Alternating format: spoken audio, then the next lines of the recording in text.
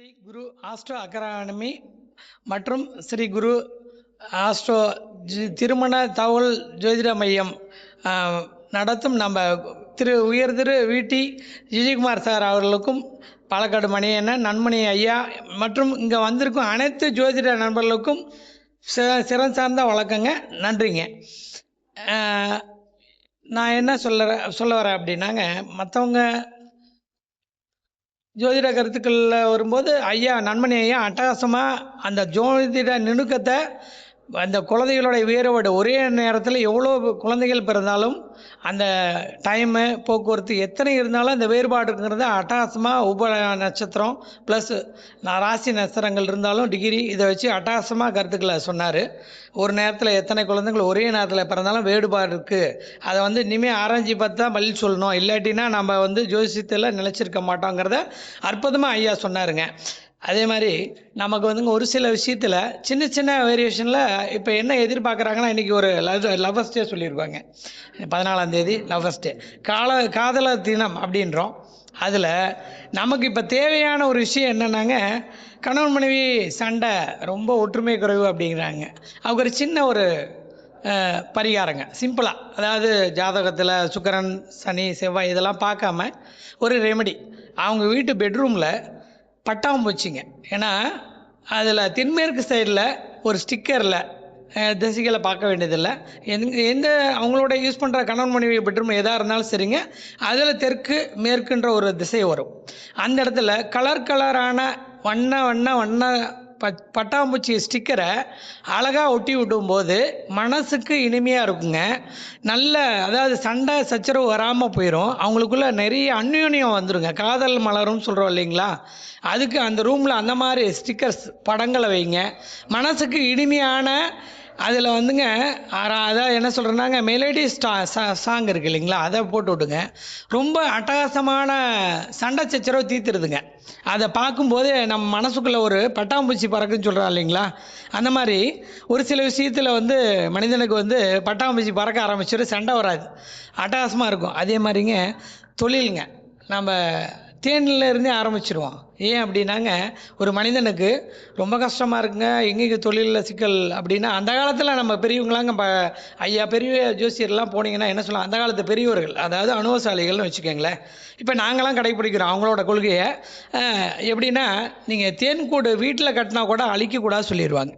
எதுக்காக அப்படின்னாங்க, இதெல்லாம் ஒரு இயற்கையாகவே மக்கள் அனுபவித்த விஷயங்களை உங்களுக்கு கொடுத்துருக்காங்க. யார் வீட்டில் தேன் கூடு கட்டுதோ, தேனீ கூடு கட்டுதோ அந்த வீடு அட்டகாசமாக இருக்கும். இப்போ ஏன் அப்படின்னா, பல பக்கம் போய் தேடிட்டு அந்த தேன் பூச்சி அந்த தேனை உள்ள அந்த தன்னுடைய கூட்டுக்குள்ளே வைக்கும். அந்த மாதிரி அந்த வீட்டில் இருக்க தலைவரோ இல்லை தொழில் நிறுவனமோ எதாக இருந்தாலும் ஒரே ஒரு தேன் பூச்சி இருக்கிற அந்த தேன் கூடு இருக்கிறத 100% ஒரு ஸ்டிக்கராகாது உங்கள் தொழிற்சானத்துக்கோ உங்கள் வேலை பார்க்குற இடத்துக்கோ, இல்லை நமக்கு மனசுக்கு பிடிச்ச மாதிரி நம்ம ஒரு ஸ்டிக்கராகவோ யூஸ் பண்ணி வீட்டிலையோ தொழிற்சானத்தில் ஒட்டினீங்கன்னா உங்களோட தொழில் தேன் மாதிரி இணுக்க ஆரம்பிச்சிடும், வியாபாரம் கூடிரும், மக்கள் வரலங்கிற விஷயத்துக்காக நீங்கள் கஷ்டப்படுங்கிற அவசியம் இல்லை.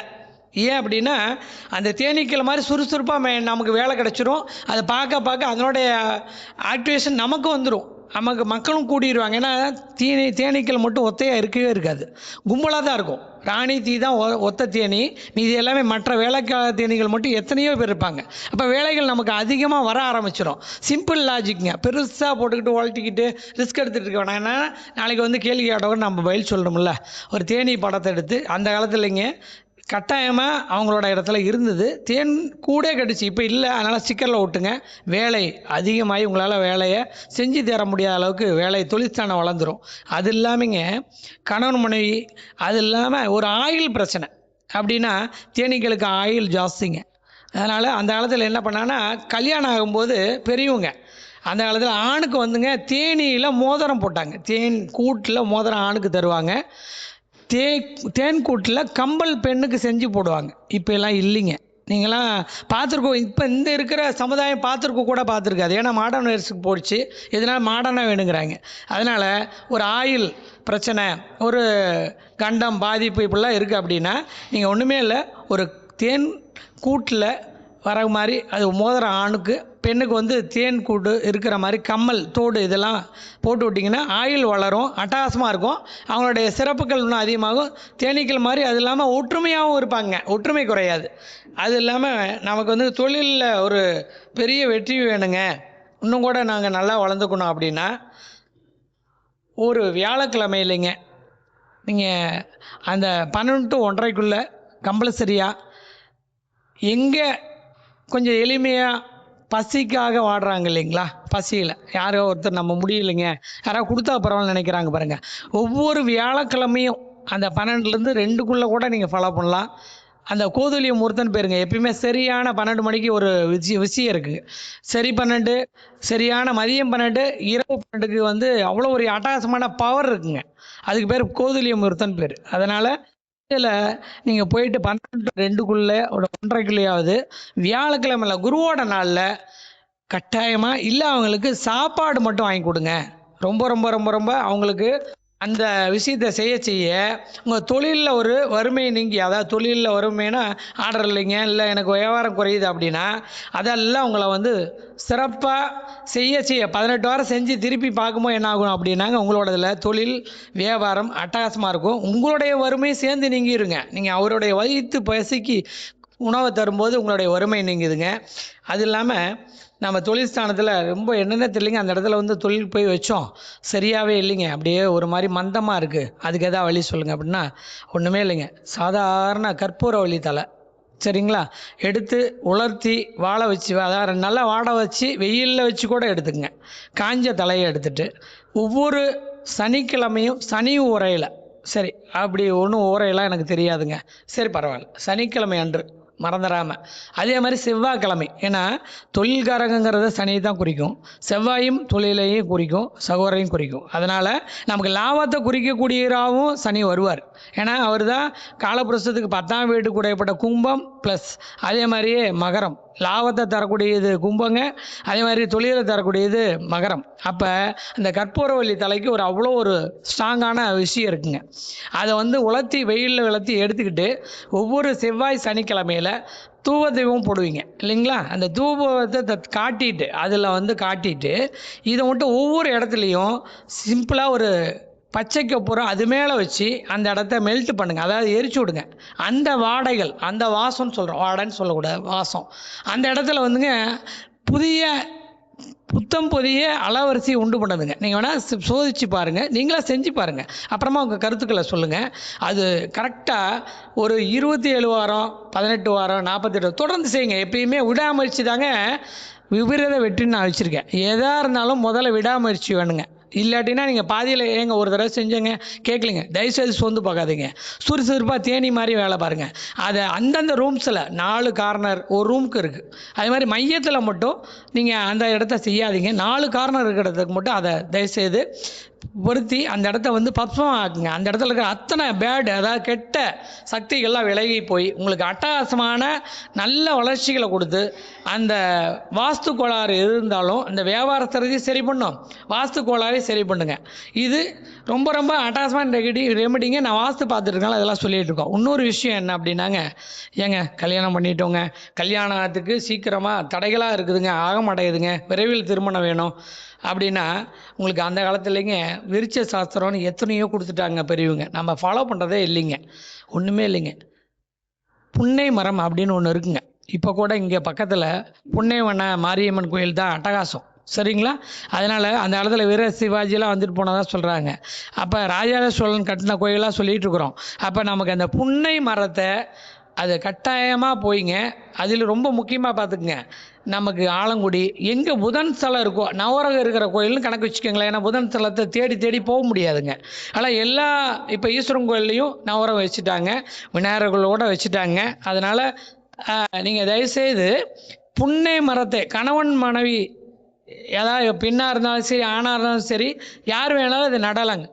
அதனால் கம்பல்சரியாக நீங்கள் அந்த புன்னை மரத்தை மட்டும் தயவுசெய்து நட்டு விரைவில் திருமணம் நடக்கும். அதை வச்சுட்டு அந்த புன்னை மரத்தை எப்படி வைக்கணும் அப்படின்னாங்க, வெள்ளிக்கிழமையில் வைக்கணும். அந்த புதன் ஓரையெல்லாம் கணக்கில் எடுத்துக்கிட்டால் ரொம்ப வச்சுட்டு நட்டு தண்ணி ஊற்றணுங்க. சாதாரண ஒரு புன்னை மரம் நர்சரி போனீங்கன்னா கிடைக்கும். தனித்தனியாக ஆணும் வைக்கலாம், பெண்ணும் வைக்கலாம். திருமணம் ரொம்ப டிலே ஆகுதுங்க, வச்சு அது மட்டும் உயிர் பட்டுருச்சுன்னா நீங்கள் சீக்கிரமாக திருமண வாழ்க்கைக்குள்ளே காலை பதிக்கிறீங்கன்னு அர்த்தங்க. அதே மாதிரி வீட்டில் ரொம்ப வறுமைங்க, எனக்கு ரொம்ப ரொம்ப கஷ்டமாக இருக்குது, அப்படியே வறுமைன்னே சொல்லக்கூடாதுன்னு சொல்லுவாங்க பாசிட்டிவ் வைப்ரேஷனில். அந்த மாதிரி விஷயங்களை யூஸ் பண்ண வேணாங்கிறாங்க. சரி பரவாயில்ல, ஆனால் வருது இல்லை, மனுஷனை என்ன பண்ணுவோம், அதை அனுபவிச்சுதானே ஆகணும். அப்போ ஒவ்வொரு துவாதிசி திதிகள் வரும் காலத்தில் எப்படிங்க, வேறு நாள் வேண்டாங்க, அந்த திதி தான் முக்கியம். ஏன் அது வந்து அந்த காலத்தில் ஏங்க நமக்கு வந்து நெல்லிக்கனியே நம்ம கம்பல்சரியாக நம்ம சங்கராச்சாரியார் வந்துங்க அந்த நெல்லிக்கனி வந்து ஒரு முடியாத ஏழை பெண்ணுக்கு வந்து அந்த சுவாசி திதியில் தான் நெல்லிக்கனியை கொடுத்தாங்க. அதுலேருந்து அவங்க அந்த அம்மாவோடைய வறுமையை நீங்கிச்சு. அந்த திதி அன்னைக்கு, துவாதசி திதி அன்னைக்கு உங்களால் ஒரு கோ பூஜை செய்ய முடிஞ்சால் செய்யுங்க. ஒரு மாட்டை கொண்டு வந்து கூட, ரொம்ப கஷ்டம், வியாபார ஸ்தலத்தில் கஷ்டம், வீட்டில் ரொம்ப சின்ன வறுமையெல்லாம் இல்லை, பெரிய வறுமை, என்னால் அடுத்த இடத்துக்கு போகவே முடியலைங்க, ஒரு 100 ரூபா கூட கடன் தரல அப்படின்னா, துவாதசி திதி அன்னைக்கு ஒரு பசுமாடு எங்கே ரோட்டில் இருந்தால் கூட சரிதாங்க, ஒன்றும் தப்பு இல்லை. கண்ணும் தானமுக்கு டாயமாக இருக்கணும். ஆனால் மஸ்டும் கண்ட்ரோட இருக்கிற பசுக்கு போயிட்டு கம்பல்சரியாக நீங்கள் உணவு உங்களால் என்ன முடியுமோ அதை கொடுங்க. ஒரு புல் தரலான்னு இல்லை, ஒரு அகத்திக்கிறதா தரணும்னு இல்லை, சோளத்தட்டு தான் தரணும் இல்லை, உங்கள் கையில் இருக்க வாழைப்பழத்தை கொடுத்தா கூட உங்கள் வாழ்க்கையுடைய வாட்டம் திருங்கி மாறிடுங்க, வறுமை போக்கிடும். அதனால் அப்போ மட்டும் நீங்கள் முடிஞ்சளவுக்கு அந்த மாதிரி உணவுகளை கொடுத்து ஒவ்வொரு துவாதசி திதி அன்னைக்கும் உங்களுடைய ஆடு மாடு மனுஷனுக்கு செஞ்சால் கூட ஒரு சிலர் மறந்துடுறாங்க. ஆனால் எப்பயுமே பசுக்கள் மனிதனை விட்டு மாறி போகாது. அதனால் நீங்கள் கம்பல்சரியாக அந்த துவாதசி திதி அன்னைக்கு எவ்வளோ வேலைகள் இருந்தாலும் சரிங்க, உங்களால் முடிஞ்சால் 2 சரிங்களா, பெரிய வேலையெல்லாம் இல்லவே இல்லைங்க. ஏன்னா பெருசாக செய்கிறவங்க பெருசாக செஞ்சுட்டு போகிறாங்க. நம்ம கையில் இருக்கிற சின்ன முதலீட்டில் கம்பல்சரியாக அந்த பசுமாட்டுக்கு உணவு கொடுங்க. உங்களால் முடிஞ்சு செய்ய ஆரம்பிச்சுன்னா உங்கள் வாழ்க்கை பாதை கட்டாயமாக மாறிடுங்க. இதெல்லாம் உங்களுடைய சிரமத்தை உங்களோடது மட்டும் போக்குறது இல்லைங்க, உங்கள் வாழ்க்கையில் இருக்கிற அத்தனை பேர்த்தோட வறுமையும் போக்கும். அது இல்லாமங்க கடன் பிரச்சனையாக இருக்குங்க. கடனை வந்து நான் வாங்கிட்டேன், அந்த கடனை என்னால் திருப்பி தர முடியல, வந்து கேள்வி கேட்டுக்கிட்டே இருக்காங்க, நான் என்ன பண்ணுறதே தெரியல, ஸ்ட்ரகிள் ஆகிட்டேன், அந்த இடத்துல நின்றுட்டேன், ஸ்டாப் ஆகிடுச்சு, அந்த இடம் அப்படியே நின்றுச்சு, எனக்கு வந்து எங்கேருந்தும் கடன் கேட்டாலும் கிடைக்கல, கொடுக்குற ஆளும் இல்லை, வாங்க ஆளும் இல்லை, கொடுக்கறதுக்கு திருப்பி தர வாய்ப்பும் இல்லை, என்ன பண்ணுறதே தெரியல அப்படின்னா, நீங்கள் ஒவ்வொரு வளர்பிறை திரையோதசி திதி வரும்போதும் அதே மாதிரியே திருதியை திதி வரும்போதும், திரையோதசி திதி வந்துங்க பிற தோஷத்தை போக்கும், அன்றைக்கி தான் பிரதோஷம் வருங்க, பிற தோஷத்தை போக்கும். அப்போ எல்லா தோஷத்தையும் போக்குறதே பிரதோஷங்கிறோம். அதே மாதிரி திருதியை திதி அல்ல குறையாத திதிங்க, அச்சய திதின்னு அது சொல்லிகிட்டு இருக்கோம். அந்த நாளில் போய் உங்கள்கிட்ட என்ன இருக்கோ முடியாத ஏழை வளைக்குங்க, உணவு தண்ணி பாட்டிலோட தானம் கொடுத்துட்டு வாங்க. அட்டகாசமாக அவங்களுடைய கடன் பிரச்சனைக்கு தீர்வு கிடச்சிடும். வேறு நாளை விட அந்த வளர்பிறையோ தேய்பிறையோ எதாக இருந்தாலும் சரிங்க, திரையோதசி திதியும் பிரதோஷத்தை பார்க்கக்கூடிய அந்த திதியும் அதே மாதிரி திருதியை திதியும் கட்டாயமாக போய் அன்னதானத்தில் உணவில் தண்ணீரோடு கொடுத்துட்டு வந்தீங்கன்னா உங்களுடைய அத்தனை கடன் பிரச்சனைக்கு வழி கிடச்சி, கடனை மீட்கிறதுக்கு ஒரு வழி கிடச்சி, சீக்கிரமாக கடனை கட்டிடுவீங்க. அதை கட்டாயம் ஃபாலோ பண்ணுங்கள்.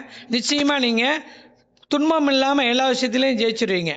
அதே மாதிரிங்க திருமணம் ஆகலைங்க, லேட் ஆகிட்டே இருக்குது, பரவாயில்ல, அப்போ என்ன தான் பண்ணலாம், அமாவாசை அன்னைக்குங்க பக்கத்தில் ஆண்களாக இருந்தால், ஏன்னா 2 வேறுபாடு இருக்குது, ஆணுக்கும் பெண்ணுக்கும் வேறுபாடு இருக்குது, அந்த நேரத்தில் கரெக்டாக அமாவாசை அன்னைக்கு 100% 11 to 12 அந்த டைமிங் தான் ரொம்ப முக்கியங்க.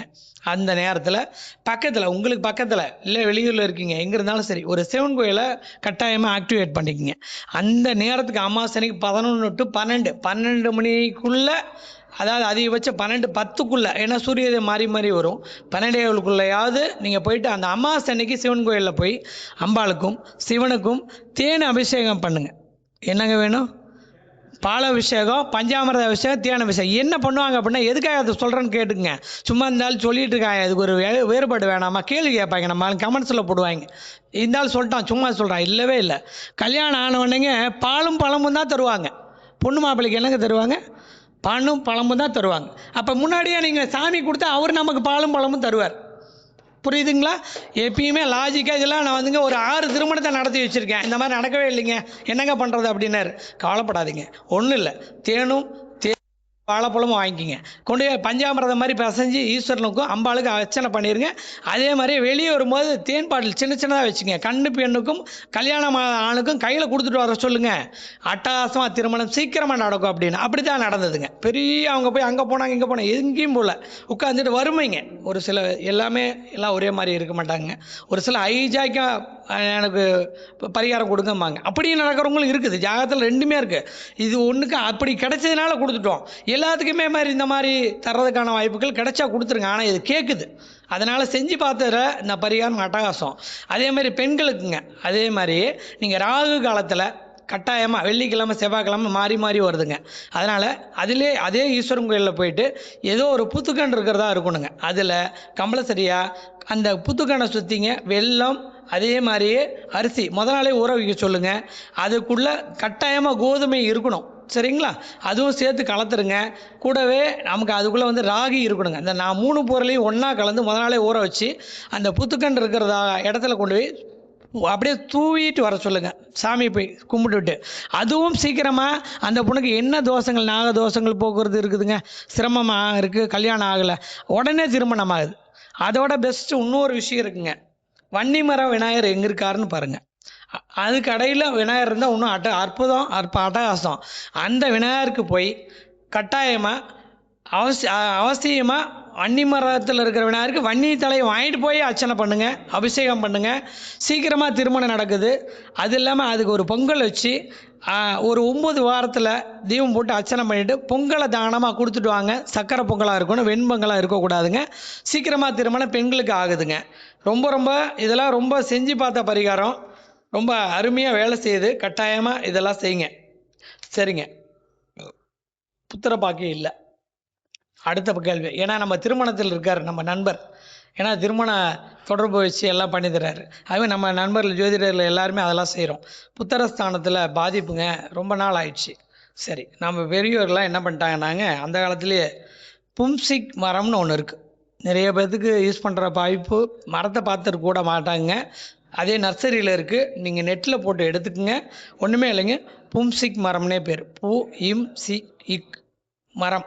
அதை கொண்டு போயிட்டு புத்தரஸ்தானத்துக்கு கூடப்பட்ட முருங்கையில் கட்டாயமாக நட முடிஞ்சால் நடுங்க. இல்லையா பொது இடம் இருக்கா நட்டு வச்சு தண்ணி ஊற்றுங்க. ஏன் அப்படின்னா அந்த காலத்தில் நமக்கு பெற்றோர்கள் எப்படி சொல்லி கொடுத்தாங்கன்னா, வேப்ப மரம் தம்பி சாமி கும்பிடு, புளியமரம் சாமி நைட்டில் போய் அங்கே தூங்காத, பகல்லையும் அங்கே நிற்க வேண்டாம்.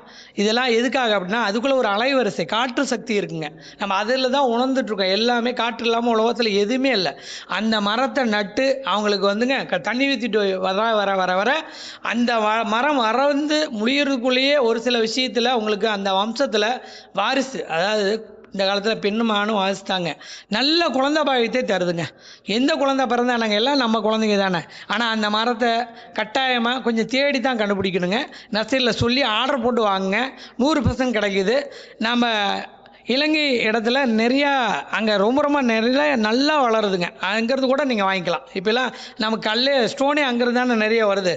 அதே மாதிரி ரொம்ப நோய்ங்க வீட்டில் தாங்க முடியலைங்க, என்ன பண்ணுறதுன்னு தெரியல. அதுக்கு ஒரு வழி சொல்ல முடியுமா? பெரிய விஷயம்லாம் இல்லைங்க.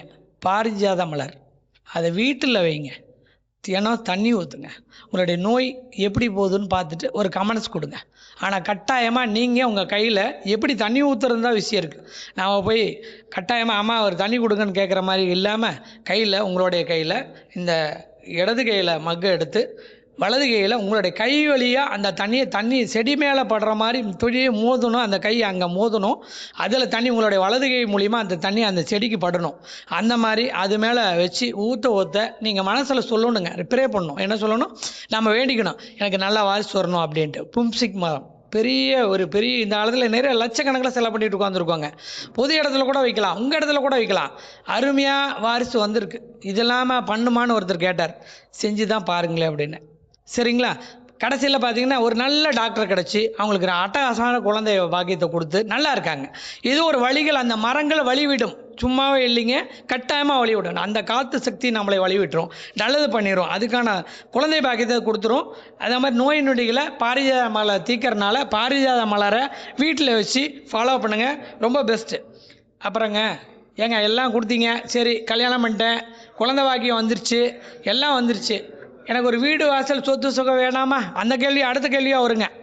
கல்யாணத்தை பண்ணி வச்சுட்டாங்க, குழந்தை பாகத்தை கொடுத்துட்டாங்க, நோயையும் கொஞ்சம் போக்கிட்டார். அடுத்து என்ன பாரு அவர், ஏங்க நான் சொந்த வீடு கட்டணும், வீடு வாங்கணும், எல்லாம் அமையணும், அதுக்கு ஏதோ வழி இருக்கா? இருக்குது, அதுக்கும் வழி அதே மரத்தின் முறிமையாகவே இருக்குங்க. நம்ம மக்கள் விருட்ச சாஸ்திரத்தெல்லாம் ரொம்ப மறந்துட்டாங்க. இந்த முன்னோர்கள் கொடுத்தாங்க, இப்போ எடுத்துக்கிறதில்ல. ஒன்றுமே இல்லைங்க. குருந்தை மரம்னு ஒரு மரம் இருக்குது. என்னங்க இருக்குது? குருந்தை மரம். அதை 100% நீங்கள் நர்சரியில் போயிட்டு வாங்கி கொண்டாந்து உங்கள் வீட்டிலேயே நடுங்க. சரிங்க, இடமே இல்லை அப்படின்னா பக்கத்தில் இருக்கிற பொது இடத்துல நடுங்க, கோயிலில் நடுங்க. உங்களுக்கு எங்கே பொது இடம் இருந்தாலும் போயிட்டு வச்சு வெறும் மரத்தை நட்டு நட்டு விட்டு வரக்கூடாதுங்க. அதுக்கு தண்ணி ஊற்றி பாதுகாக்கணும். அதுதான் ரொம்ப முக்கியம். அது வளர வளர வீடு அமையும், வாகனம் அமையும், நல்ல இடங்கள் இருக்கிற நமக்கு ஒரு சூப்பரான இடத்த அமைச்சு கொடுத்து பூடு கட்டுற வாய்ப்பை கொடுத்துரும். குருந்தை மரத்தை ஃபாலோ பண்ணுங்கள். அந்த குருந்தை மரத்தை நட்டு அதுக்கு தண்ணி ஊற்றிட்டு வாங்க, ரொம்ப நல்லது நடக்கும். அதே மாதிரி எனக்கு ஒரு காரியம் நடக்குதுங்க, நினச்சிட்ருக்கோம், காரியத்தில் வெற்றி இல்லை, நினச்சிற காரியம் நடக்க மாட்டேங்குது, அதுக்கு ஏதாவது வழி இருக்கா? இருக்குங்க. அதே விருட்ச சாஸ்திரத்தில் நத்தை சூரியன்னு ஒரு மரம் இருக்குது. உங்கள் காரியத்தை நீங்கள் இப்போ வெளியே போகிறீங்கன்னா, அந்த காலத்தில் இருந்தது, தண்ணி ஊற்றிட்டு போவாங்க அந்த மரத்துக்கு. இப்போ யாரும் ஃபாலோ பண்ணுறதில்ல. நத்தை சூரி விருட்சத்திலே இருக்குங்க, வெறும் மரம் தான் அது. அதை கொண்டு போய் நட்டு அதை நீங்கள் தண்ணி ஊற்றிட்டு வந்தீங்கன்னா, நீங்கள் போகும்போது உங்களுடைய நல்ல விஷயம், நினச்ச காரியம் ரெண்டும் உங்களுக்கு சாதகமாக நடந்து முடியும். அதனால் அந்த நத்தை சூரி மரத்தை நட்டு தண்ணி ஊற்றிட்டு வாங்க. நினச்ச காரியத்தில் வெற்றி ஜெயத்தோடு வாங்க, நல்லது நடக்கும். அதே மாதிரியே உங்களுக்கு கடன் பிரச்சனை தீரணுங்க. இன்னொரு ஏதாவது வழிகள் சொல்லுங்கள் அப்படின்னா, சங்கட சதுர்த்தி அன்னைக்கு விநாயகருக்கு கம்பல்சரியாக வன்னி இலையினால் அர்ச்சனை பண்ணிட்டு வாங்க. அதுவும் உங்களுக்கு கடன் பிரச்சனையை தீர்த்து வைக்கும், சிரமத்தை குறைக்கும். அதே மாதிரி நமக்கு இருக்கிறதுல பெஸ்ட்டு என்ன அப்படின்னாங்க, எவ்வளவோ சிரமத்தில் இருக்கோம், ஏதோ ஒரு விதத்தில் நமக்கு எல்லாத்தையும் ஒரு இடத்த வாங்கிட்டோம், வீட்டை கட்டணும், அதுக்கு என்ன வழி அடுத்தது? ஏன்னா இப்போ இடம் வந்துடுச்சு, அடுத்து வீடு கட்டணும் இல்லையா? அதுக்கு ஒரு வேலை வேணுமில்ல, என்ன பண்ணலாம்? அதே மாதிரி இதில் இன்னொரு ஹைஜானிக் இருக்குங்க. நிலம், வீடு, வாசல் இதெல்லாம் வாங்கி கொடுக்குறவர் வியாபாரின்னு வச்சுக்கோங்களேன். நம்ம என்ன சொல்லுவோம்? அந்த கமிஷனில் வேலை பார்க்குறவங்கன்னு அர்த்தம். அது அவங்க பேர் அதுதான். அப்போ அப்படிப்பட்டவங்க அதே மாதிரி நம்மளும் வீடு கட்டணும், இடமும் நமக்கு நிலைக்கணும், கிடைக்கணும், வாங்கணும் அப்படின்னா சாதாரண ஒரு கடுகு எண்ணெய்ங்க. என்னங்க? கடுகு எண்ணெய் நம்மளாம் யூஸ் பண்ணுறதே இல்லைங்க, வடநாட்டில் எல்லாம் யூஸ் பண்ணுறாங்க. சரிங்களா? முடிஞ்சால் கடைக்கு போய் கடுகு எண்ணெய் வாங்கிட்டு சரிங்களா, அதை மாதத்தில் ஒரு தடவை இந்த புரோக்கிங் பண்ணுறோம், நம்ம இடங்கள் பூமிகளை வாங்கி தரோம், கட்டடங்கள் விற்கிறோம் வாங்குகிறோம் அப்படின்றவங்களும், வீடு கட்ட முடியலைங்க அப்படின்னு நினைக்கிறவங்களும் மாதம் ஒரு தடவை அந்த கடுகு எண்ணெயினால் தேய்ச்சி குளிங்க. உங்களுடைய வியாபாரம், வீடு கட்டுறது சீக்கிரமாக அமையும், வீடும் கட்டிடுவீங்க. அந்த ரியல் எஸ்டேட் வேலை பார்க்குறாரு இல்லைங்களா, என்ஜினியரு, அந்த மாதிரி இருக்கவங்க, சொந்த வீடு கட்ட முடியாதவங்க, அதனால் ஓகே நண்பர், அந்த மாதிரி இருக்கவங்க நண்பர், உங்களுக்கு சீக்கிரமாக வீடு கட்டுற யோகத்தை தந்துடும். அதே மாதிரி இடம் வாங்கி விற்கிறவருக்கு நிறைய மனைகள், வீடுகள் அமையும். பெஸ்ட்டாக உங்களுக்கு நிறைய விஷயங்கள் நடந்துடும், வீட்டையும் கட்டிடலாம். அதனால் கடுகு எண்ணெயை அப்பப்போ மாதத்தில் ஒரு தடவை தேய்ச்சி குளிங்க. அவ்வளோ நன்மைகள் செய்யுது, உங்களுக்கு சிரமங்களை குறைச்சி வச்சிருது. அதே மாதிரி கணவன் மனைவிகளை சண்டை சச்சரவுங்க, ஒற்றுமை இல்லைங்க. அப்படியா? சரி, என்ன பண்ணலாம் அப்படின்னா, அவங்களும் மாதத்தில் ஒரு தடவை அந்த கோபத்தை குறைக்கிறதுக்காக அந்த கடுகு எண்ணெயிலே குளிங்க சொல்லுங்கள், தேய்ச்சி குளிக்க சொல்லுங்கள். அது அவங்களுடைய கோபத்தை, சண்டை சச்சரவை குறைக்குது, ஒற்றுமை அந்யோன்யத்தை ஏற்படுத்தி தருது, சிரமத்தை இல்லாமல் பண்ணுது. அதனால் இதெல்லாம் உங்களுக்கு ரொம்ப பெஸ்ட்டான வேலைகளை தருங்க, நல்ல விஷயத்தை ஏற்படுத்தி தத்து உங்களோட வாழ்க்கையில் வளர்ச்சிகளை கொடுத்துரும். நமக்கு தேவையான விஷயத்தில் நல்ல நல்ல விஷயங்களை உங்களுக்கு பாதிப்பு இல்லாமல் பண்ணி கொடுத்துருங்க. உங்களோட ரொம்ப மாங்கல்ய தோசைங்க, ஒரு தோசை இருக்குங்க, ஜோசியர் சொன்னார், அதான் நாங்கள் தானே வச்சுக்கோங்க, நாங்களாம் ஜோசியர் இல்லையா, மாங்கல்ய தோசைங்க, அதுக்கு ஏதாவது பரிகாரம் சொல்லுங்க அப்படின்னா, நீங்கள் என்ன 100% வன்னி மரம், எங்கே வன்னி மரத்துக்கு அடியில் விநாயகர் இருக்காரோ அங்கே மிருகசீடம், அவிட்டம், சித்திரை இந்த 3 நட்சத்திரங்கள் வரும் நாளில் 100% போய் அந்த விநாயகருக்கு போய் அர்ச்சனை தீபம் போட்டுட்டு, அதுக்கு கூடவே ஒரு 9 கன்னி பெண்களுக்கு அந்த அர்ச்சனை, ஒரு உங்களால் என்ன இல்லை, ஒரு புடவை, வேட்டி, சுண்டு என்ன தர முடியும் அதை அவங்களுக்கு தானமாக கொடுத்துட்டு வாங்க. ஆனால் மிருகசீடம், சித்திரை, அவிட்டத்தில் வன்னி மர விநாயகருக்கு அர்ச்சனை பண்ணிட்டு ஒரு 9 வாரம் தானம் கொடுத்துட்டே வந்தீங்கன்னா உங்களுடைய மாங்கல்ய தோஷம் விலகி சீக்கிரமாக உங்களுக்கு வந்து திருமண பாக்கியத்தை கொடுத்து முன்னேற்றம் தந்துடுங்க. அட்டகாசமாக சீக்கிரம் திருமணம் நடக்கும், நல்லதே நடக்குங்க. வாழ்த்துக்களுங்க. சரிங்க. இப்போ இன்னொரு விஷயங்க, சின்ன சின்ன ரெமடியாக சொல்கிறேன், நீங்கள் அதை ஃபாலோ பண்ணிக்கங்க. என்ன அப்படின்னாங்க, இப்போ ஒரு குரு திசை இருக்குன்னு வச்சுக்கோங்க, தனுசு லக்னம், ஒரு சனி திசை நடக்குது. அந்த சனி கடகத்தில் போய் உட்காந்துருக்கு.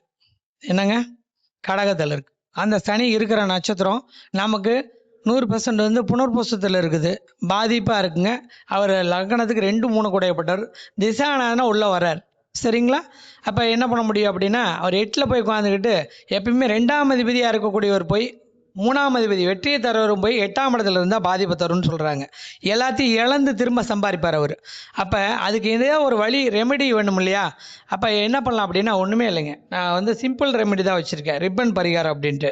நீங்கள் ஒவ்வொரு சனிக்கிழமையும் கம்பல்சரியாக அந்த புனர்பூச நட்சத்திரம் வேறு அந்த சனி நிற்கிற சாரத்தை சொல்லிட்டேன் இல்லைங்களா, குரு ஓரையில், சரிங்களா, கம்பல்சரியாக ஒரு மஞ்சள் கலர் ரிப்பனை எந்த மனிதன் எவ்வளோ பெரிய குழந்தையாலும் சரி, எவ்வளோ பெரிய மனிதனாலும் சரி, அவங்கவுங்க கைக்கு எண்ஜான் தான் சிரசே பிரதானம் சொல்கிறாங்க. கரெக்டாக ஒரு ஜான் தான் இருப்பாங்க, ஒவ்வொரு ஜான் 8 ஜான் தான் அவங்கவுங்க கைக்கு இருப்போம். அதுக்கு பேர் தான் எண்ஜான் உடம்புணும். ஒரு ஜான் எடுத்துக்கணும், அது ரொம்ப முக்கியம். ஒரு ஜான் அவங்கவுங்க கைக்கு எடுத்து அதை துண்டு துண்டாக, ஏன்னா 8ஆம் இடத்துல இருக்கிறார், நம்மளை நறுக்கிட்டு இருக்கார் இல்லையா, அது எப்படி தான் சரி பண்ணுறது? கோயிலுக்கெல்லாம் போக முடியலப்பா, வறுமையாக இருக்குப்பா, நீ இங்கேருந்து நீ மாட்டு கும்பகோணம் தர, இல்லாட்டி நான் எப்படி போகிறது? அப்படி ஒரு பெரியவர் கேள்வி கேட்டாருங்க. எங்கள்கிட்ட பொருளாதாரம் இல்லை, இதை எப்படியா சரி பண்ணி கொடு. சரி, ஒன்றும் இல்லை, அந்த சனிக்கிழமை அதே மாதிரி வியாழக்கிழமையில் குரு உரையில் அந்த ரிப்பனை, மஞ்சள் கலர் ரிப்பனை, ஃபஸ்ட்டு ரிப்பனை மாற்றி வெட்டினீங்கன்னா கண்ணு போயிடும், இல்லாட்டி காலில் அடிபட்டுரும். சும்மா ஜோசியர்லாம் சொல்ல மாட்டாருங்க, அதுக்காக தான் திரும்ப எங்களை பார்க்க சொல்கிறதுக்கு காரணம். நீங்கள் பாட்டுக்கு இல்லைங்க அவர் கலர் சொல்லிட்டாருங்க நான் வெட்டுறேன் அப்படின்ட்டு அதில் ஒரு ட்ரிக் வச்சுருக்கோம். நாங்கள் எல்லாமே எல்லாத்துலேயும் ஒரு விஷயம் வச்சுருப்போம். இல்லாட்டி ஜோசியரில் நீங்கள் மாற்றி செஞ்சுட்டா பொறுப்பு நாங்கள் தானே, அப்போ நீங்கள் தானே செஞ்சு எங்களை பழி போடுவீங்க இல்லையா? அதனால் அந்த தனுசு லக்னம் குரு சனி போய் 8ஆம் இடத்துல 2, 3 குடையப்பட்டவர் நமக்கு போய் புனர்பூச நட்சத்திரத்தில் இருக்கார். நல்லா ஞாபகம் வச்சுக்கோங்க, புனர்பூசம் காலில் இருக்கார், கடகத்தில் இருக்கார். சரிங்களா? அந்த சனிக்கிழமை குரு வரையில் ஃபஸ்ட்டு அவங்க ஒரு ஜான் எடுத்து அந்த மஞ்சள் கலர் ரிப்பனை துண்டு துண்டாக வெட்டணும். எப்படி வெட்டணுங்க? ஏன், அதுதான் நம்மளை துண்டு துண்டு ஆகிட்டுருக்குல்ல, நம்ம எப்படி துண்டாக இருக்க முடியும்? ஏன் ரிப்பனை வெட்ட சொல்கிறோம் அப்படின்னா கேட்பாங்க, ஏங்க ஏன் ரிப்பன் தரீங்க, வேறு ஏதாவது தரலாம்ல? ஏன் அதுவும் கேளுங்க. சந்திரன், அதாவது பஞ்சுங்க, அதாவது சந்திரன் தான் சீக்கிரமாக கடந்து போகிற காரகனாக இருக்கிற அந்த கிரகம். சரிங்களா? அதே மாதிரி செக்ஸ்டைலுக்கு உடையப்பட்ட சுக்கரன், அதில் தான் ரிப்பன் சொல்கிறோம். 2 இணைஞ்சு தான் நெஞ்சு வச்சு வச்சுருக்காங்க, அதை நமக்கு இதை தர்றாங்க பொருளாக. அப்போ சுக்கரனும் சந்திரனும் சீக்கிரமாக கடந்து போகிற கிரகங்கள். அப்போ உங்களுடைய வாழ்க்கையில் கஷ்டத்தை சீக்கிரமாக கடக்கணும்னா ரிப்பனை வெட்டி போடும்போது சிரமங்கள் குறைஞ்சிருக்கு. ஒருத்தர் கண் ஆப்ரேஷனுக்கே கொடுத்து சரியாக இருக்குது. சரிங்களா? ஆனால் அந்த மாதிரி வெட்டி போட சொல்லுங்கள். சரி, இதெல்லாம் என்னால் செய்ய முடியல, நான் கடற்கரையில் இருக்கேன், ஆஃப் பண்ணி வச்சுருங்க நண்பரே, கடற்கரை சைடில் இருக்கேங்க, வேறு ஏதாவது பரிகாரம் சொல்லுங்கள். சரி, அதே 8ல் அந்த இடத்துல சனி பூச நட்சத்திர காலில் இருக்கார். ஏன்னா ஒவ்வொன்றுக்கும் நம்ம நட்சத்திரம் வச்சுருக்கோம் இல்லையா? இப்போ அதுலேருந்து மாற்றி போய்க்குங்க கம்பல்சரியா, லக்னத்தை மாற்றிட்டாலும் சரி, எதாக இருந்தாலும் சரி. ஆனால் அந்த இடத்துல வந்து அது நீர் வீடாக இருக்குது. என்ன வீடாக இருக்குங்க? நீர் வீடாக இருக்குது. சரி, அப்போ பூச நட்சத்திரமாக இருக்குது. அதனால் நம்ம என்ன பண்ண முடியும் அப்படின்னா, ஒன்றுமே இல்லைங்க, கடலுக்கு போகிறதுக்கு பக்கத்தில் நமக்கு வந்து நம்ம மீன் இடத்துல போய் நண்டு வாங்குங்க. சரிங்களா? 8 நண்டு, என்னங்க நண்டு, சின்ன சின்னதாக வாங்குங்க, 8 நண்டு. ஏன்னா நம்ம லக்னத்துலேருந்து தனுசு லக்னத்துலேருந்து 8ஆம் இடத்துல இருக்கிறார் தனுசு, அதாவது கடகம் நம்ம லக்னத்துலேருந்து 8ஆம் இடத்துல இருக்குது. காரகத்தையும் பார்க்கணும், எண்ணிக்கையும் பார்க்கணும், அங்கே இருக்கிற விஷயத்தையும் சரி பண்ணி எடுத்துக்கணும். சாதாரண ஒரு 8 நண்டு இதுக்காக மட்டும் தரலைங்க.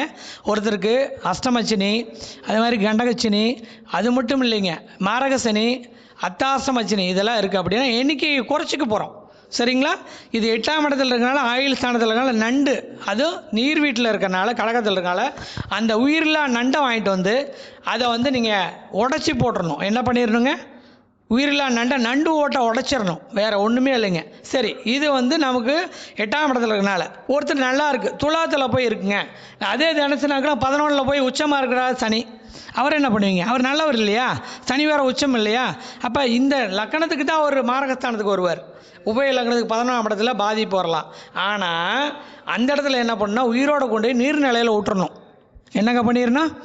அதே நண்டை எண்ணிக்கை 11 எடுத்துக்கிட்டு, அது ரொம்ப முக்கியம். சரிங்களா? நீங்கள் பெரிய பெரிய பரிகாரம்லாம் பண்ணாதீங்க. சரிங்களா? இது சிம்பிள் ரெமெடி. இதெல்லாம் நான் கொடுத்துட்ருக்கேங்க, 25 வருஷமாக கொடுத்துட்ருக்கேன். ரொம்ப அனுபவத்தில் கொடுக்குறோம்.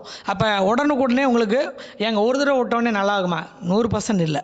நீங்கள் வாரம் ஒரு நாள் செய்யலாம், இல்லையா மாதத்தில் 2 தடவை 100% செய்யுங்க. ஏன்னா ஒரு 7.5 வருஷம் உங்களை இடத்த விட்டு மாறி போகாமல் உட்காந்துருக்கா, திசையாக வரலாம், அந்த இடத்துல புத்தினானா வேலை செய்யலாம், அங்கே உட்காந்துட்டு 2 வருஷம் 1 வருஷம் கூட இருக்கலாம், இல்லை கோச்சாரத்தில் அந்த இடத்துல வந்து உட்காந்துருக்கலாம். உங்களுக்கு நன்மை வேணுமில்ல, இதுக்கான வேலையில் செய்யுங்க. சிம்பிள் ரெமெடி, அருமையான பரிகாரங்க.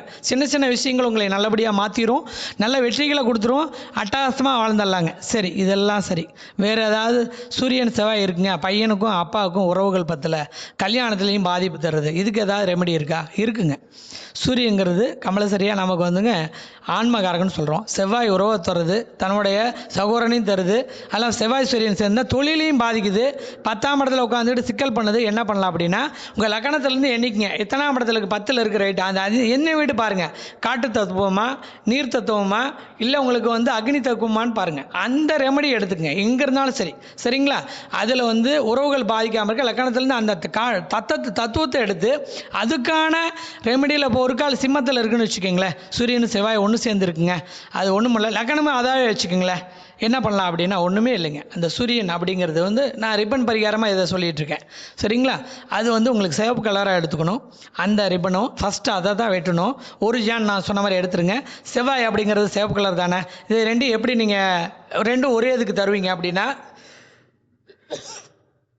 ஒரு கலர் வந்து கொஞ்சம் லைட்டாக வச்சுக்கணுங்க. சரிங்களா?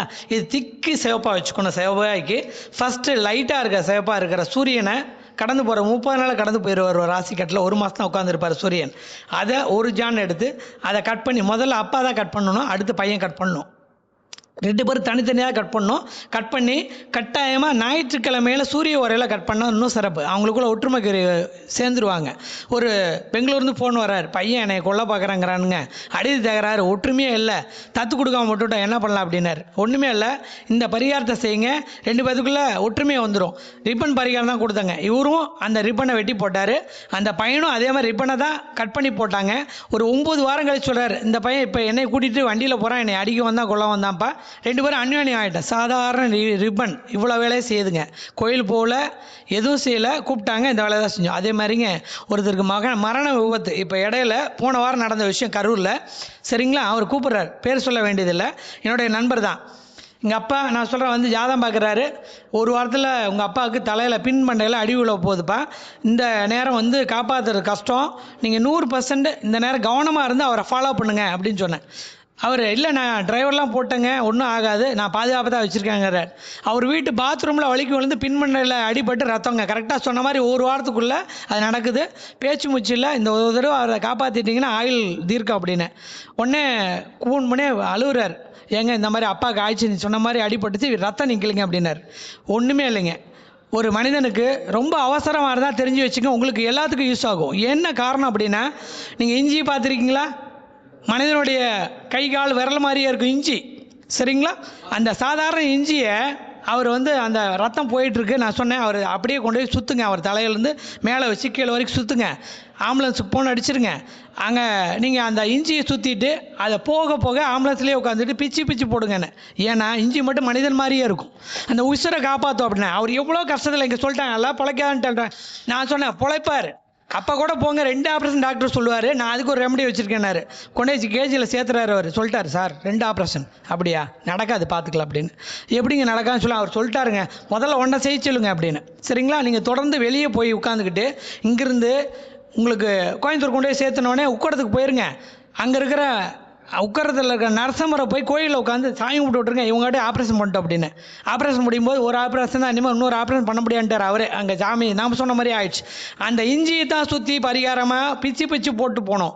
ரோட்டில் போடும்போது என்னாங்கன்னாங்க, சனிங்கிற வாகனம் ஏறும். சனி தான் ஆயுள்காரகன். யாருங்க ஆயுள்காரகன்? புரியுதா இல்லைங்களா? 108 ஆம்புலன்ஸில் கூட்டிகிட்டு போகிறோம் செவ்வாய். புரியுதா இல்லைங்களா? அங்கே உக்கரமாக இருக்கிற தெய்வம் அங்கே இருக்கிறவர் வந்து நரசிம்ம பெருமாள். புரியுதுங்களா? இங்கே பிச்சு பிச்சு போட்டு போனார், ரெடி ஆகிட்டார். சொன்னார், இது காப்பாற்றவே மாட்டேன்னு சொன்னேன். பேச்சு மூச்செல்லாம் ஒன்று 54 நாள் கழிச்சு கூப்பிட்டு வந்துருக்கணும். 54 நாள் கழிச்சு வீட்டுக்கு அங்கேருந்து தட்டு பழத்தோடு ஐயாவே வர்றார். நல்லாய் புரியுதுங்களா? 88 வயசு, என்னை ஏறி வந்து பார்க்குறாரு. தம்பி காப்பாற்றிட்டேன், நீ சொன்ன ஒரு வாரத்தில் நடந்துருச்சு ஆக்சிடென்ட்டு. அதே மாதிரி சாரி பாத்ரூம் விழுந்து உடஞ்சி போச்சு அப்படின்னாரு. இன்னொரு அம்மா வராங்க. உங்களுக்கு எல்லாத்துக்கும் ஒரு விஷயம் சொல்கிறேன். எப்பயுமே ஆயிலை எப்பயுமே கடவுள் பார்த்து தான் எடுத்துக்க முடியும், நம்ம பார்த்து எடுத்துக்க முடியாது. என்ன ஒரு மாறங்கள் பாதிப்புகளில் வேணால் இடையில வரலாம். அது இயற்கையாக அனுபவிக்கிறதுக்காக அவங்கவுங்க ஆன்மாவுக்கு கர்மாவுக்கு அவங்கவுங்க வினைப்பெண்ணுக்கு ஆண்டவன் தரான். அதையும் நம்ம காப்பாற்றும்போது நமக்கும் ஒரு சில விஷயத்தை பாதிக்கும். ஆனால் கவனமாக பலன் சொல்லுங்கள். அந்த அம்மா சொல்லிச்சு, 2-3 தடவை விழுந்துட்டாங்க, எனக்கு ரொம்ப பயமாக இருக்குது. எல்லா ஒரு சிலர்கிட்ட போய் பார்க்கும்போது அந்த ஜோசியர் கொஞ்சம் ஒரு மாதிரி சொன்னாருங்க, எதுவும் இப்படி சொல்ல என்ன வழி அப்படின்னு. உங்கள்கிட்ட ரெமெடி கிடைக்குன்னு சொன்னாங்க. தம்பி ஓகே, என்ன பண்ணலாம்? ஒன்றுமே இல்லைங்க. பாடகட்டி மாரியம்மன் கோயில்னு வலைங்கமானில் இருக்குது, புரியுதுங்களா? பாடகட்டி மாரியம்மன், சரிங்களா? அட்டகாசமாக இருக்கும். நான் சொன்னேன், எனக்கு என் மனைவி வேணும். இவருக்கே 88 வயசு, அவர் மனைவிக்கு 77 வயசு. 2 பேரும் அன்வனியமாக இருக்காங்க. பையன் வேற பார்க்க மாட்டேங்கிறான். தம்பி இங்கே யார் ஒருத்தர், நாங்கள் 2 பேரும் ஒன்றா போனால் பரவாயில்லன்னு சொல்கிறார். அந்த இடத்துல நம்ம என்ன யோசிக்கணும் பாருங்கள். ஜோசியர் மாதிரி யோசிக்கக்கூடாதுல்ல. காப்பாற்றுற வேலையை தான் பார்க்கணும். கடவுள் தண்டனை நம்ம கொடுத்துட்டு போகிறார். நம்ம அத்தனையும் வச்சு சம்பாதிக்கலாம் ஒன்றும் இல்லைங்க. நம்ம அதையும் ஜெயிச்சு குவிக்கிற வேலையை தரதுக்கு தான் ஜோசியர் நம்பி வராங்க. நான் சொன்னேன், ஒன்றுமே இல்லை, அம்மா கூட்டிகிட்டு போங்க அந்த கோயிலில். ஒரு வாரத்துக்கு முன்னாடியே கொஞ்சம் அந்த அசைவம்லாம் சாப்பிடாமல் இருக்கணுங்களா ஐயா, என்னங்கய்யா பண்ணுறது? ஐயா நாங்கள் எப்பயுமே சைவம் தான் அப்படின்ட்டார். ரொம்ப சந்தோஷம். கோயிலுக்கு போங்க, நேராக அங்கே போய், நான் யார்ட்டையும் எந்த நம்பரையும் வச்சுக்கிறது இல்லைங்க, நீங்களாக போய் செஞ்சுக்கன்னு சொல்லிடுவோம். போனார். அங்கே போய் பூசாரிகிட்ட பண்டாரத்தில் கேட்குறாங்க, இந்த மாதிரி ஒரு பரிகாரம் சொல்லிட்டாருங்க ஆயுள் ஸ்தானத்துக்கு. இந்த மாதிரி பாடை கட்டி எங்கள் மனைவியை வாயை கட்டி பாடையில் வச்சு எல்லோரும் அதுக்கு அரிசி போட்டு வாய்க்கரிசி போட்டு கோயிலை சுற்றி சரி பண்ணி கொடுத்தா ஆயில் நல்லாயிருக்குன்னு சொல்லிட்டார் ஜோசியர். நீங்கள் அதை செஞ்சு தர முடியுமா? அப்புறம் தான் சொன்னார், இந்த கோயில் அதுக்கு தாங்க இருக்குது, அதனால் நாங்கள் இப்போ நீங்கள் சைவமாக இருந்தால் எதுவுமே இந்த ஒரு வாரமாக சேர்க்காம இருந்தால் செஞ்சுருவோம் அப்படின்னாங்க. அதே மாதிரி அந்த அம்மாவுக்கு பாடையில் உட்கார வச்சு, நீங்கள் தப்பால் எடுத்துக்க வேணாங்க, எல்லோரும் ஒரு மனிதன் ஒரு காலத்தில் பசுமமாக போகிறவங்க தான். ஆனால் இப்போ அவங்க கணவன் மனைவி 2 பேரும் வேணும். ஏன்னா வயசு அப்படி, அவங்க வெறும் சொத்து சுகத்தை கேட்கலிங்க, மனைவியோட ஆயிலை கொடுங்கன்னு கேட்குறாரு. நான் கடவுள் இல்லைங்க, கடவுள் தான் தரப்போகிறாரு. நானும் ஒரு காலத்தில் சவரம் தான். ஆனால் ரெமெடி இருக்குல்ல, தெரிஞ்ச நம்மளுடைய பயன்படுத்தலாமில்ல. அதனால் பாடை கட்டி இப்போ தூக்கிட்டா இப்போதைக்கு அந்த அம்மா போகாது. அங்கே போயிட்டு வாக்கரிசி போட்டு பாடை கட்டி ஒரு 3000 செலவுங்க. எவ்வளோ செலவு? இங்கே நமக்கு பஸ்டம் பண்ணுறதுக்கே 3000 கேட்குறான். புரியுதே இல்லைங்களா? சொன்னேன், ஐயா நம்பிக்கையோடு போங்க, நான் நிறைய எனக்கு தெரிஞ்ச செஞ்சு கொடுத்துருக்கேன். நீங்கள் இந்த ஆயில் மாரகம் கண்டம் இதெல்லாம் மறந்துடுங்க. இதில் ஒரு வாய்ப்பு இருக்கனால சொல்கிறேன், இல்லாட்டி நானும் சொல்ல முடியாது. அம்மா இன்னும் 10 வருஷம் கூட இருப்பாங்கன்னு நம்புகிறேன். 10 வருஷம் இல்லாட்டி கூட பரவாயில்ல, 5 வருஷம் இருந்தால் கூட உங்களுக்கும் அவங்களுக்கும் இன்னும் கொஞ்சம் 2 பேரையும் பார்த்துக்கலாம் அப்படின்ட்டு அந்த பாடகட்டி மாரியம்மன் கோயிலில் போய் அந்த அம்மாவுக்கு இதே மாதிரியே பரிகாரம் பண்ணி நீட்டாக செஞ்சுட்டு வந்தாங்க. இப்போ அந்த அம்மாவுக்கு அந்த பாதிப்பும் இல்லைங்க. இப்போ பண்ணிட்டு கிட்டத்தட்ட ஒரு 2 மாதம் தான் ஆச்சு. ரொம்ப திருப்தியாக இருக்காங்க. அதனால் ஜோசியர் கடவுளுக்கு சமந்தான். மற்றவங்க சொன்னால் நான் ஒத்துக்கிறது இல்லைங்க. நான் எப்பயுமே நான் கடவுளாக தான், என்னைய இந்த கடவுள் நம்மளை பழிச்சு வச்சுருக்காங்களே, நான் கடவுள் இல்லைங்க. கடவுள் நமக்கு அந்த ஞானத்தை கொடுத்துருக்காரு இல்லைங்களா, அதைத்தான் கடவுளாக நான் நம்புகிறேன். சரிங்களா? எங்கள் அப்பா அம்மா பண்ண புண்ணியம், சதாசிவ பிரம்மேந்தர் என்னுடைய மானசீக குருநாதாரம் இருக்கிறனால, என்னுடைய பெற்றோரையும் என்னுடைய குலதெய்வத்தையும் நான் நம்புறனால அந்த பரிகாரம் சொல்லி இன்றைக்கி நல்லா இருக்காங்க. அந்த பெரியவர் அப்போ உளுந்த பாத்ரூமில் அத்தனை ரத்தம் போயும் கூட ஒரே ஆப்ரேஷன் பண்ணி 88 வயசில் அவரை காப்பாற்றணும். இந்த அம்மாவை அந்த கணவர்கிட்டருந்து பிரிக்காமல் கொஞ்ச நாள் ஆண்டவன்கிட்ட வேண்டி கொஞ்சம் கூட வச்சுருக்கோம். அதனால் எந்த ரெமெடி இருந்தாலும் தயவுசெய்து உங்கள் மனசில் என்ன தோணுதோ, நம்ம ஜோதிடர்கள் எல்லாரும் அவங்களுக்கு என்ன செஞ்சு தர முடியும்னு யோசிச்சு செஞ்சு கொடுங்க. வாழ்க்கையில் நீங்களும் ஜெயிச்சுருவீங்க, அவங்களும் நம்மளை வாழ்த்துவாங்க, நம்ம குடும்பமும் நல்லாயிருக்கும். நம்மளை எப்பயும் விட்டுட்டு விலக மாட்டாங்க, நல்லதே நடக்கும், நற்பவிங்க.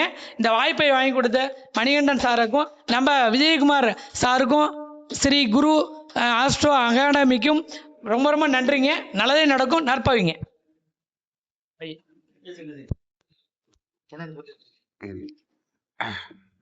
நன்றி. கோவி